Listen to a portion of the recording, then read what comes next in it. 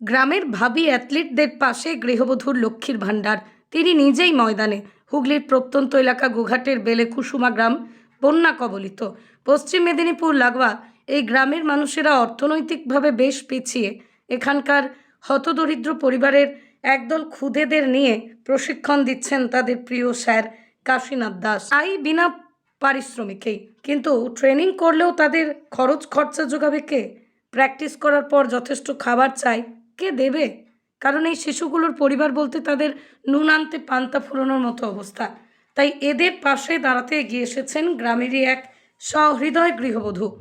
তাঁর লক্ষ্মীর ভাণ্ডারের সব টাকাটা দিয়েই তিনি তাদের ভবিষ্যতের দিশা দেখালেন, নির্ভরতার ভরসা দিলেন তিনি। হ্যাঁ, তিনি কাজল মালিক দিগার। মাঠে ট্রেনিং করছে প্রায় ৩০ জনের মতো। তিনি তাদের নিজ সন্তান ভেবেই পাশে দাঁড়িয়ে ভরসা জুগিয়েছেন। তাদের সকলকে কিনে দিয়েছেন বুট, অন্যান্য সরঞ্জাম, যোগাচ্ছেন প্রয়োজনীয় খাবার। গৃহবধূর এই মানবিকতায় গর্বিত গ্রামবাসীরাও, আনন্দিত একাধিক অভিভাবক অভিভাবিকা। আর এখান থেকেই দেশের জন্য খেলেছে গ্রামের ছেলে মেয়ে। আশায় বুক বেঁধেছেন গৃহবধূও। তার আশা, এই ছোট ছোট ছেলেমেয়েরা ভবিষ্যতে দেশ ও রাজ্যের হয়ে অ্যাথলিটে সাফল্য লাভ করবে। আর তাই কঠোর পরিশ্রম করে দেশ বা রাজ্যের হয়ে খেলে নাম উজ্জ্বল করবে এরা।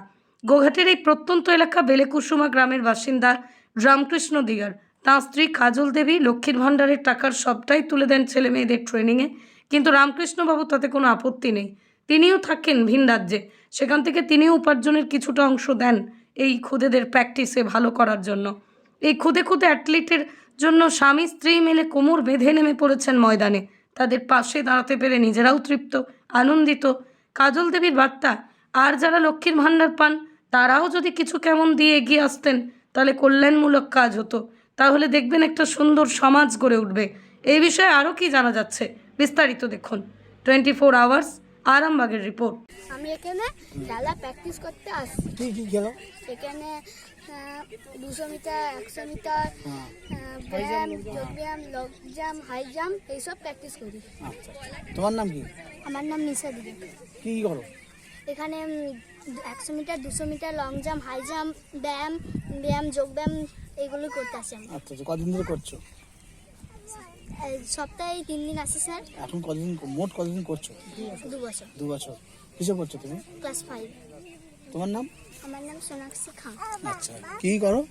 আমরা এখানে 200 মিটার, 100 মিটার এরকম হাই জাম্প, লং জাম্প খেলতে আসি।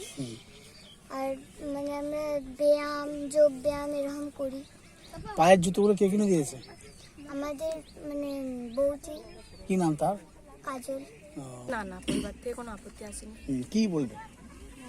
আমি প্রায় মাঠে আসতাম, যেহেতু আমার স্বামী এখানে থাকে না, বাইরে থাকে, সেই জন্য আমি প্রায় মাঠে আসতাম, দেখতাম আমার বাচ্চা আর 1-2জন ছাড়া বাকিরা খালি পায়ে খেলছে। সেই জন্য আমার অ্যাকাউন্টে কিছু লক্ষ্মী ভাণ্ডারের পয়সা ছিল, সেই পয়সা আমি সংস্থার হাতে দিয়েছিলাম, যাতে মোটামুটি এই ছেলেদের বুট বা কিনে দিতে পারে বা অন্যান্য সরঞ্জাম কিনতে পারে। আর এখানে প্রায় যে সমস্ত পরিবার থেকে বাচ্চারা এখানে আসে সবাই প্রায় দুস্থ। তাদের মোটামুটি খাওয়া যে সকালে খেয়ে আসবে সেই খাবারের পয়সাও দিতে পারে না। ট্রেনিং এর পর যে খাবারটা দরকার হয় সেটা তো পারি না। না না, কিভাবে আপনি দাঁড়িয়েছেন? আমি দাঁড়িয়েছি বলতে আমি এরপর যে আমার সরকার থেকে যে আমাকে লক্ষ্মী ভাণ্ডার দিচ্ছে সেইটা আমি এদের জন্যই খরচ করতে চাই, এদের খাবার দাবারের। সেই আশাই রাখছি যে ভবিষ্যতে যাতে আরো এদের পাশে থাকতে পারি। আমি গ্রামে থাকি না সাধারণত, আমি বাইরে কাজ করি অন্ধ্রপ্রদেশে নেলুর শহরে। তো সেখান থেকে চিন্তা ভাবনা নিয়েছিলাম যে আমার এই এলাকাতেই আমি এই ক্যাম্পটা খুলবো। আর খুব যথা সামান্য পয়সা দিয়ে আমাদের এই যে প্রশিক্ষক কাশীনাথ দাস, ওনাকে আমি পয়সা দিই, মানে খুব কম খাবার দিয়ে এই বাচ্চাদেরকে আমি মোটামুটি আস্তে আস্তে করে আমি চালিয়ে নিয়ে যাচ্ছি। তবে এরপরে আমি বিগত দিনে চালাতে পারবো কিনা সেটাও আমার জানা নেই। তো আমি মানে সমস্ত মানুষের কাছে আবেদন করব, তারা যেন এই বাচ্চাদের কিছু না হয় খাওয়া দাওয়ার যদি কিছু যথাসম্পন্ন পয়সা দান করে আমার পক্ষে খুব ভালো। স্থানীয় পঞ্চায়েত থেকে কিছু? না না না, আপনি কি জানিয়েছিলেন? না, আমরা জানাইনি এখন পর্যন্ত। তো কোনো পঞ্চায়েত বা কোনো থেকে আমাদের কাছে এখনো অনুদান আসেনি। খাবার দাবার তো খুবই দরকার, কিভাবে চালান? সত্যি কথা বলতে এদের সাজ সরঞ্জাম দরকার। আমি প্রথমে এই পরিকাঠামোর জন্য ধন্যবাদ দেবো আমাদের এলাকার এই যে রামকৃষ্ণ দিগার মহাশয়কে। উনি প্রথমে এই উদ্যোগটা নিয়েছেন, এই উদ্যোগটার জন্য আমি ওনাকে ধন্যবাদ জানাবো। এবং ধন্যবাদ জানাবো যে আমাদের ছেলেমেয়েরা আমরা অত দূরে প্র্যাকটিস করতে যেতে পারবে না বলেই উনি ওনার এই গ্রামের মাঠে এই প্রশিক্ষণ খুলেছেন। এবং আমাদের এই একাডেমিকে যদি আমি মনে করি যদি অন্য কেউ সাহায্যের হাত বাড়িয়ে দেয়, কেননা একটা ছেলে মেয়ে সকালে আমি দেখেছি ম্যাক্সিমাম ছেলে মেয়েকে জিজ্ঞাসা করেছি ওরা না খেয়ে প্র্যাকটিস আসছে। প্রথম হচ্ছে ফুড যদি না ঠিক মতো না পাই, ছেলে মেয়ের শরীর স্বাস্থ্য এবং এখানে যে প্র্যাকটিসটা ওরা সেই প্র্যাকটিসটা নিতে পারবে না। কাশীনাথ দাস, বাড়ি কোটা। আমি প্রশিক্ষক।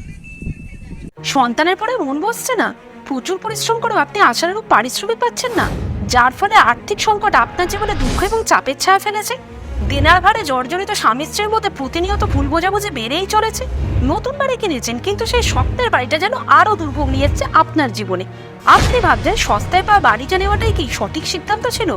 এমনই সব দ্বিধাদ্বন্দ্ব এবং জীবনের কঠিন মুহূর্তে আপনাকে সঠিক পথে পরিচালিত করবেন আন্তর্জাতিক খ্যাতিসম্পন্ন স্বর্ণপদক ও স্বর্ণ মুকুটপ্রাপ্ত ডক্টর অজয় শাস্ত্রী। তিনি শুধু আপনাকে পথই দেখাবেন না, আপনার জীবনে সত্যিকারের সুখ, শান্তি, ঐশ্বর্য, অর্থ যেন সঠিক সময় আপনার কাছে পৌঁছে দেয় সেই দায়িত্বও নেবেন। তার অভিজ্ঞতা এবং জ্ঞানের আলোতে আপনার জীবন হয়ে উঠতে পারে নিরুদ্বেগ ও সমৃদ্ধির পথে ধাবমান। তাই আর দেরি নয়, স্ক্রিনে দেওয়া নাম্বারে এখনই ফোন করে ডক্টর অজয় শাস্ত্রীর সাথে যোগাযোগ করুন। কে জানেন, হয়তো একটি মাত্র ফোনই আপনার জীবনকে বদলে দিতে পারে।